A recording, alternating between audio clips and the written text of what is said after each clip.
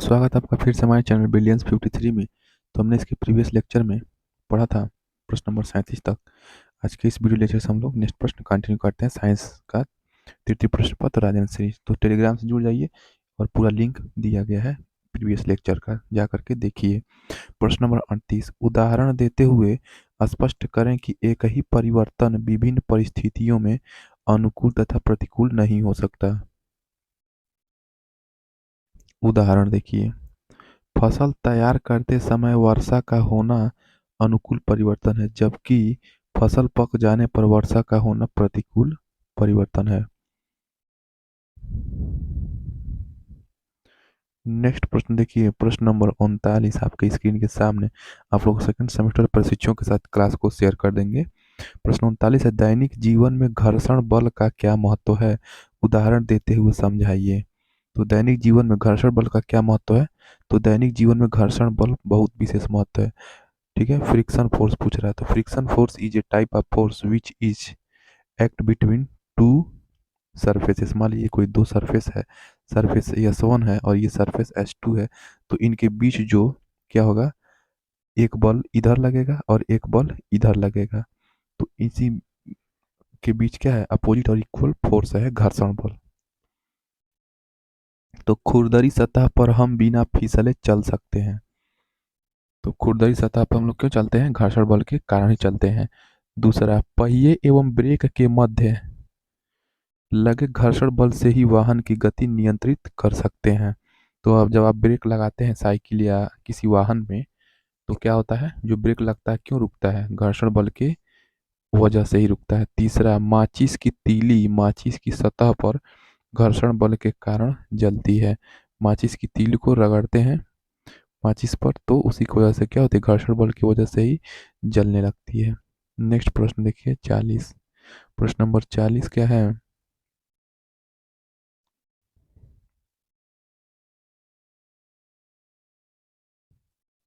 प्रश्न नंबर 40 है, सौर परिवार को सचित्र समझाइए, अथवा 2023 में पूछा है। सौर परिवार को समझाइए। तो सौर परिवार, सौर मंडल, सोलर सिस्टम, आपको पता है हमारे सोलर सिस्टम में 8 ग्रह हैं। सौर परिवार, सौर मंडल। सौर मंडल सूर्य का परिवार कहा जाता है। इसमें सूर्य एक तारा है जो प्रकाश एवं ऊष्मा प्रदान करता है। सूर्य क्या करता है? प्रकाश और ऊष्मा प्रदान करता है। सूर्य से ही निकले हुए 8 ग्रह होते हैं, जिनके नाम बुध, शुक्र, पृथ्वी, मंगल, बृहस्पति, शनि, अरुण और वरुण हैं। ये समस्त ग्रह सूर्य के चारों ओर अंडाकार मार्ग द्वारा चक्कर लगाते हैं। इन ग्रहों से टूटे हुए पिंडों को उपग्रह कहते हैं। तो इन ग्रहों से जो टूटे हुए पिंड हैं उनको हम लोग उपग्रह कहेंगे, सैटेलाइट कहेंगे। किसका सैटेलाइट? तो इन ग्रहों का सैटेलाइट कहेंगे। ये सभी अपने अपने ग्रहों के चारों ओर चक्कर लगाते हैं और सूर्य से प्रकाशित होते हैं। सूर्य सौर परिवार का जन्मदाता है। सूर्य की वजह से ही क्या है, सौर परिवार है। देखिए सौर परिवार का ये आपका चित्र है। तो सौर परिवार का चित्र, ये सूर्य है यहाँ पे, इसके बाद बुध, शुक्र, मंगल, पृथ्वी, ये आपका बृहस्पति ग्रह है। उसके बाद शनि ग्रह के बीच में क्या होता है, देखिए छल्ला लगा है, ये वलय है, छल्ला है, रिंग है। तो बृहस्पति शनि के बीच चारों तरफ क्या है, रिंग है। नेपच्यून है, उसके बाद यूरेनस है, यानी कि नेपच्यून मतलब अरुण, यूरेनस मतलब वरुण, अरुण और वरुण ग्रह। तो इस प्रकार आपका सौरमंडल का ये चित्र हो गया। नेक्स्ट प्रश्न देखिए 41। प्रश्न 41 क्या है? भोजन में कौन कौन से पोषक तत्व पाए जाते हैं? प्रोटीन की कमी से कौन कौन से रोग हो जाते हैं? तो भोजन के प्रमुख पोषक तत्व, तो मेन न्यूट्रिएंट्स ऑफ फूड। तो मेन न्यूट्रिएंट्स ऑफ फूड देखेंगे तो भोजन में निम्न पोषक तत्व पाए जाते हैं। कार्बोहाइड्रेट पाया जाता है, प्रोटीन पाया जाता है, खनिज लवण पाया जाता है, विटामिन पाया जाता है। तो प्रोटीन की कमी से होने वाले प्रमुख रोग क्वासियोरकर और मेरेस्मस, ये दो जो रोग होते हैं प्रोटीन की कमी से होते हैं, क्वासियोरकर और मेरेस्मस। नेक्स्ट प्रश्न देखिए 42। प्रश्न नंबर 42 क्या है? आवर्त सारणी के किसी आवर्त यानी कि पीरियड में बाएं, तो मान लीजिए इधर ये बाएं हो जाएगा, बाएं से दाएं चलने पर विद्युत धनात्मक गुण एवं धात्विक गुणों में क्या परिवर्तन होता है, उदाहरण देकर समझाइए। तो किसी भी आवर्त सारणी में जब आप बाएं से दाएं चलेंगे तो क्या होगा, इलेक्ट्रोपॉजिटिविटी पूछ रहा है और मेटेलिक प्रॉपर्टी। तो चलिए हम लोग किस चलते हैं, सोडियम से स्टार्ट कर देते हैं। तो सोडियम, मैग्नीशियम, एल्युमिनियम, ये क्या होता है, 11 है, 12 परमाणु क्रमांक, इसका 13, इसका 14, इसका 15, इसका 16, इसका 17। ठीक है, तो इस प्रकार हम लोग इधर चलेंगे। ये क्या है, ये बायां है, बाएं से हम इधर किधर चल रहे हैं, दाएं चल रहे हैं। किसमें, पीरियोडिक टेबल आप अपने सामने खोल करके देख सकते हैं। तो सोडियम देखिए विद्युत धनात्मक, सोडियम क्या होता है, विद्युत धनात्मक होता है। उसके बाद विद्युत उदासीन होता है, ये सिलिकॉन फास्फोरस।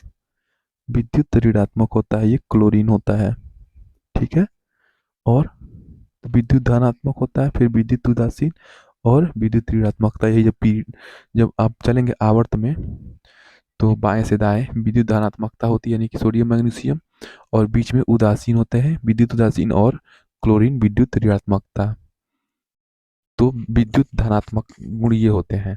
और धात्विक गुण मेटालिक प्रॉपर्टी, तो जो सोडियम मैग्नीशियम होते हैं जो इधर से बढ़ेंगे तो अधिक धात्विक होंगे, और जैसे जैसे इधर बढ़ते जाएंगे धातु का गुण कम होता चला जाएगा। और जो इसमें जो सोडियम है, विद्युत धनात्मकता यानी कि विद्युत यानी कि इलेक्ट्रिक पॉजिटिविटी रेट जो होती है वो क्या होती है, सबसे ज़्यादा होती है, और इधर क्या होती है, घटती जाती है जैसे जैसे बढ़ेंगे। तो विद्युत उदासीन बीच में हो जाएगा, और जैसे जैसे दूर जाएंगे क्या होगा, विद्युत ऋणात्मकता वाला गुण आ जाएगा। तो यही क्या होता है, जब बाएं से दाएं चलते हैं तो यहाँ पे विद्युत धनात्मकता होती है, फिर उसके बाद विद्युत उदासीनता, और उसके बाद विद्युत ऋणात्मकता ऋणात्मक हो जाती है। तो ये आपका विद्युत धनात्मक गुण हो गया। और मेटालिक गुण क्या हो जाएगा, सोडियम मैग्नीशियम, इसके बाद बढ़ता जाएगा और बीच में क्या हो जाएगा, कम हो जाएगा एल्युमिनियम का।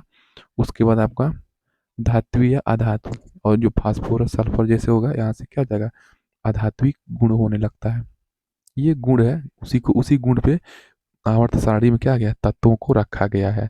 ये एक स्पेसिफिक रूल नहीं है, इसको रखा गया है गुण के माध्यम से। प्रश्न नंबर 43, मनुष्य के मुख में कितने प्रकार के दांत पाए जाते हैं, उनके नाम एवं कार्यों का संक्षेप में समझाइए।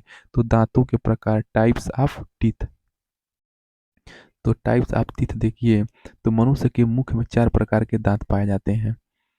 पहला, कृंतक या छेदक दंत, इंसीजर, इसको क्या कहते हैं, इंसीजर। आपके दांत में जो स्टार्टिंग में जो देखेंगे, मुंह खोलेंगे तो जस्ट दिखाई देते हैं, वो ही इंसीजर होते हैं। तो कृंतक या छेदक दंत, इंसीजर। कृंतक दांत धारदार होते हैं, इनकी संख्या 4 4 होती है, यानी कि 4 4 ऊपर 4 नीचे। ये भोजन को छोटे छोटे टुकड़ों में काट काट देते हैं, कुतर देते हैं। दूसरा, कृंतक हो गया रदनक या भेदक दंत। इंसीजर मतलब क्या हो जाएगा, छेदक दंत, यानी कि काटता है, छेदता है। और कैनाइन, कैनाइन क्या हो जाएगा, भेदक दंत, जो भेदे। तो भेदक दांतों की संख्या 2 2 होती है, 2 ऊपर 2 नीचे। इंसीजर आपका क्या होता है, 4 4 होता है, ऊपर 4 नीचे 4। और कैनाइन आपका ऊपर 2 और नीचे 2। ये दांत छेदक दांतों की अपेक्षा लंबे तथा नुकीले होते हैं। जो रदनक होता है आपका, कैनाइन होता है, वो क्या होता है, कृंतक से लंबे और नुकीले होते हैं। ये दांत भोजन को फाड़ने का कार्य करते हैं। तीसरा, अग्र चवणक दंत, प्रीमोलार। तो अग्र चवणक दांतों के सिरे अत्यंत नुकीले होते हैं, परंतु कैनाइन दांतों की अपेक्षा ये कम नुकीले होते हैं। यानी कि जैसे जैसे आप इंसीजर के बाद कैनाइन आएंगे तो ये कम नुकीला, उससे कैनाइन कैनाइन और कैनाइन से कम नुकीला प्रीमोलर। इनकी संख्या 4 4 होती है। इनका कार्य भोजन को कुचलना है।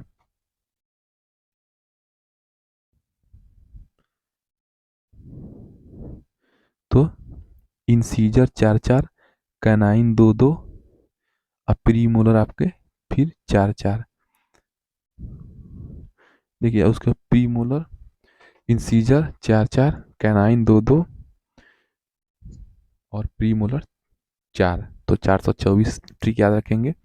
दाढ़ या चवणरक, यानी कि मोलार आर ग्राइंडिंग टीथ। ये क्या करता है, ग्राइंड करता है, इसीलिए इसको ग्राइंडिंग टीथ कहते हैं।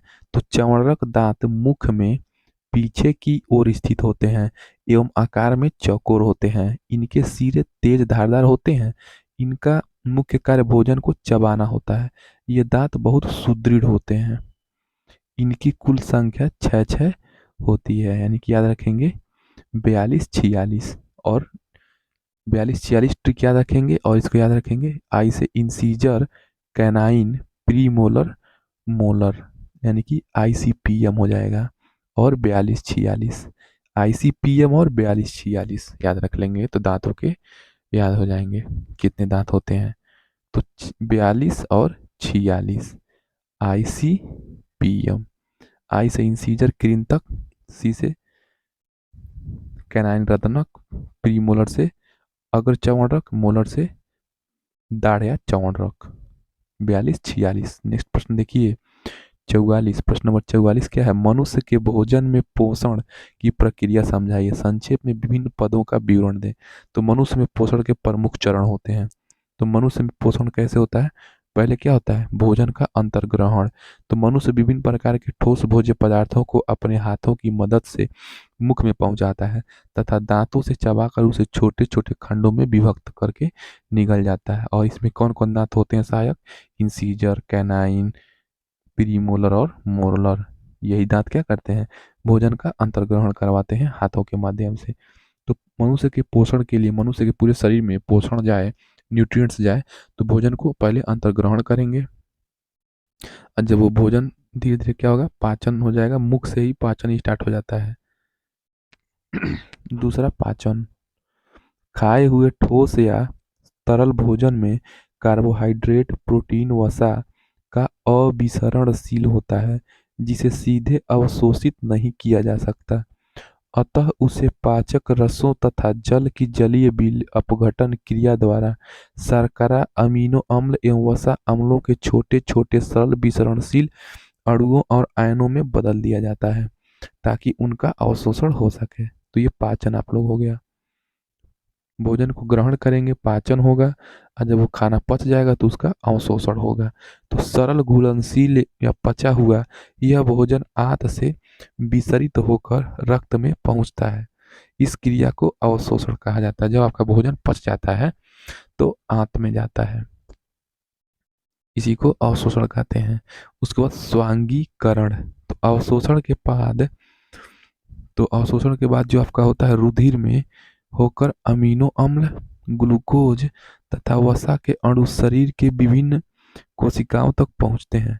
तो जब आपके भोजन पच जाते हैं और अवशोषण हो जाता है आंत के माध्यम से विसरित होते हुए, तो स्वांगीकरण होती है। ये क्या होता है, स्वांगीकरण मतलब जो आपका जो अवशोषण के बाद रुधिर में क्या होता है, अमीनो अम्ल बनता है, ग्लूकोज और वसा के अणु शरीर के विभिन्न सेल तक क्या होती है, पहुंचते हैं, जहां वह जीवद्रव्य का निर्माण करते हैं। पचे हुए भोज्य पदार्थों को जटिल अथवा घुलनशील पदार्थों के रूप में विभिन्न ऊतकों के कोशिका द्रव्य में विलीन होने की क्रिया को स्वांगीकरण कहते हैं। तो जो आप भोजन खा लेते हैं, फिर पच जाता है, फिर अवशोषण होता है, उसके बाद ब्लड से होते हुए अमीनो अम्ल, एसिड, ग्लूकोज और वसा के अणु क्या होते हैं, सेल तक पहुंचते हैं और वहां पे जीवद्रव्य बनते हैं। और जो पचे हुए भोज्य पदार्थ होते हैं, जीवद्रव्य बनने के बाद क्या होते हैं, जटिल और घुलनशील पदार्थों के रूप में सेल के बाद किसमें जाएगा, टिश्यू का निर्माण करते हैं, और टिश्यू में जाकर के वो क्या करते हैं, कोशिका द्रव्य बनाते हैं। इसी को स्वांगीकरण कहते हैं। तो पचे हुए भोज्य पदार्थों को जटिल अथवा घुलनशील पदार्थों के रूप में विभिन्न ऊतकों के कोशिका द्रव्य में विलीन होने की क्रिया को स्वांगीकरण कहते हैं। और सबसे लास्ट में होता है बहिक्षेपण। तो भोजन के अवशिष्ट पदार्थ बड़ी आंत में चले जाते हैं। तो जो अवशिष्ट पदार्थ होते हैं कहाँ चले जाते हैं, बड़ी आंत में, जहाँ इसका अधिकांश पानी पुनः अवशोषित हो जाता है तथा शेष पदार्थ मल के रूप में गुदा द्वार द्वारा बाहर निकल जाता है। तो 5 प्रोसेस होते हैं आपके पोषण में। पहला क्या होता है, भोजन का अंतर्ग्रहण, दूसरा पाचन, तो मनुष्य के भोजन में पोषण की प्रक्रिया यही हो जाएगा, भोजन का अंतर्ग्रहण, पाचन, अवशोषण, स्वांगीकरण, और उसके बाद आपका क्या हो जाएगा, बहिक्षेपण। नेक्स्ट प्रश्न देखिए, प्रश्न नंबर 45। प्रश्न नंबर 45 क्या है? प्रश्न नंबर 45 देखेंगे, ऊर्जा रूपांतरण से आप क्या समझते हैं? यांत्रिक एवं विद्युत ऊर्जा के रूपांतरण को उदाहरण दीजिए। देखिए इसमें फिजिक्स भी पूछेगा, केमिस्ट्री भी और बायोलॉजी भी। तो ऊर्जा रूपांतरण, एनर्जी ट्रांसफर, तो ऊर्जा रूपांतरण ऊर्जा के एक रूप से दूसरे रूप में परिवर्तन है। यांत्रिक ऊर्जा को विद्युत ऊर्जा में बदला जाता है। विद्युत मोटर द्वारा विद्युत ऊर्जा को यांत्रिक ऊर्जा में बदला जाता है। जब देखेंगे आप विद्युत मोटर चलता है, उसमें विद्युत ऊर्जा क्या करते हैं, यांत्रिक ऊर्जा में बदलते हैं।